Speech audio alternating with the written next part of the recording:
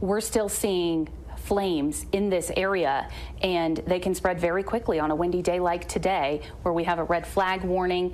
We're getting a much closer look. Wow, look at that, Adam. It really did come up to the driveway of that home. Right up to the fence line, if not further into their yard. And see those emergency crews up there that have likely gone around and gone door to door to get people out. I can see some activity there up on the hill to the right, too. So still some people in that area. Yeah, no question, as you were saying, why they felt it was necessary to evacuate hundreds more people to the west, because the wind did feel, I know Christina was saying it was coming generally from the south, the wind did feel very erratic to me when I came in. It felt like it was getting blown in the face and in the back, you know, and all that stuff. So if that's creating more of an issue for firefighters trying to contain these flames to one particular area, you can understand their concern. But it bears repeating, this neighborhood is densely populated. You've got a lot of people that live very closely to each other. You've got a lot of people that are in and out all of the time. Likely, to our point earlier, they never expected when they woke up this morning that they might be under evacuation. And so they're urging all of us to be prepared in these situations, have the go bag ready, have those valuable materials in place to get going if you need to. And I know a lot of people probably did in this neighborhood because they've been paying attention, very close attention. I know, and I'm always doing that too, Adam, at home. You know, I'm repacking my bag all the time. All right, guys, I'm going to go ahead and pop back in. These comments are getting a little fiery. So this location, this is the grass fire that's burning. Get that exact area for you. The fires that are evacuation orders in place for schools. I know that I saw a comment where people were being confused about that. So I'm going to go back to the update that we got from D49 earlier, if you guys weren't here to hear that. So gotta try to find that email right quick. Bear with me, guys, and to get all this for you as quickly as I can.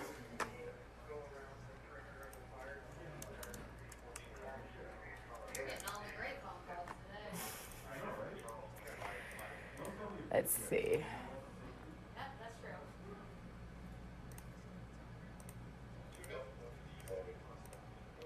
Okay, right. If you're just now joining us, we wanted to remind you what you're watching. We are following multiple brush fires in Colorado Springs, Colorado, where mandatory evacuations are in place. We've got two different signals that are being fed in right now. We've got one from KKTV's digital desk, as well as one from their over-the-air signal. That means that's the signal that people are seeing on their television screens, and their digital desk is what people are seeing on their streaming platforms. So it looks like this fire has intensified in the box that you see on your screen, as we saw a couple more fire trucks pull up and firefighters jumping out of those fire trucks and running towards this scene. So let's get you back to both the over-the-air signal and the digital desk with the Corel Lahara. Let's listen in. Cannot confirm, Allison, fire on Union and Academy. I haven't seen any officials saying anything about it. We haven't received any calls, no official word out of that, so I'm not going to confirm that. And you see, so many questions, I know. So this is in Colorado Springs, Diane, the Stetson Hills and Annalee Way.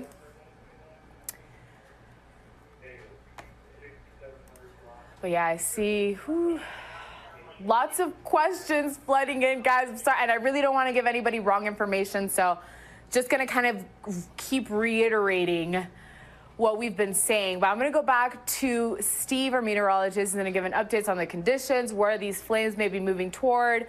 We're still waiting for more information. We got firefighters trying to work out there. I don't know if you guys heard a reporter earlier. She hasn't been able to get in touch or been able to talk to any of the firefighters. It's obviously very busy out there, and we're just trying to keep you informed. You know, we appreciate, once again, all of the patience. Keep leaving your questions and your comments. I'm going to keep getting those answers for you. Thank you so much. Let's go to Steve. He's got more on this forecast. Here in the Springs, but look at that. West-southwest winds sustained at 28 miles per hour, and some strong winds also in the Pueblo area. You can see little hazy conditions out there with west-northwest winds at 30 miles per hour down in that area. And as far as the wind gusts, what we've seen so far, 40 miles per hour in the Air Force Academy down to the Springs. Also out towards Manitou Springs, winds gusting about 30 miles per hour. Not so much out to the eastern plains just yet, but those winds will start to pick up as we head into the next couple hours. Now, as far as high temperatures, 70s and 80s for most areas, 90s out to the east and Lamar. So we have the warm conditions, we have the dry conditions. Unfortunately, all the prime ingredients for that high fire danger for most of our area. Look, check out these dew points, negative dew points for pretty much everybody in our viewing area. And we also have the relative humidity in the single digits. Just to put this in perspective, these are relative humidities we see in the desert Southwest. So this is bone dry conditions. We haven't seen a whole lot of rainfall over the last couple of weeks. So again, all the prime conditions for that high fire danger as we head into the evening hours. As far as our hour by hour forecast, we'll track this. We'll start you at 1 o'clock in the afternoon. Notice winds gusting out of the west for about 40 miles per hour. Even out in Manitou Springs, 50 mile per hour wind gust out there. As we head into the afternoon, those winds will continue, but in the evening hours, we'll start to Yes, just want to confirm what Nikki has just answered. Yes, earlier in our first Facebook Live, I had pulled up a different map, completely different situation from a barricaded suspect. My apologies for that. in a short time. So again, we'll have to watch those breezy conditions. And the good news is we expect some calmer conditions as far as the winds go into Friday, but still some breezy conditions. We'll, of course, continue to track the winds, the weather, the dry conditions. Meteorologist Christina San Juan and I will stay on top of that. Guys? Steve, thank you very much. One important note that we want to make here that just came down from CSFD here a few moments ago. They're asking people that probably live in the evacuation zone not to go back in until the order is lifted. They're likely talking about both locations that are under mandatory evacuation right now, Cascade and Fillmore, and then this area that you're looking at here, which is still a very active situation. As little as, 8-9 minutes ago, we saw huge flames coming up just behind those trees there. So it's very active. It's a very dangerous. Yeah, just to reiterate, guys, nothing confirmed about a fire on Union and Academy. If we get that confirmation from officials, I will let you know, but nothing confirmed yet. Just a bunch of rumors going on right now in regards to that fire. Really spread rapidly.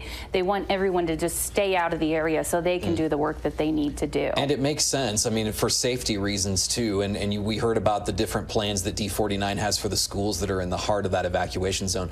We'll get to that in a second. I do want to point out we don't know how large this fire is at this point, this burn area. If this is what it is, you can kind of see from end to end here at this point that, it's certainly All right, Linda, if you want to look again at the evacuation maps, I'm going to pull up the one that Colorado Springs Fire Department, they had tweeted earlier. These are the updated evacuations for this map, for the fire happening on Stetson Hills.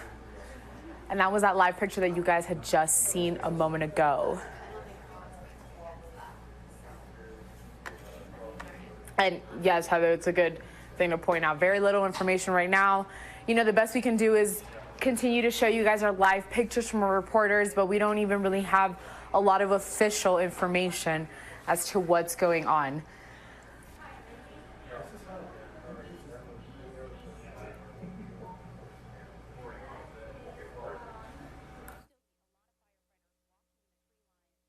All right, again, you are watching our coverage, streaming KKTV's team coverage of the multiple brush fires happening in the Colorado Springs, Colorado area.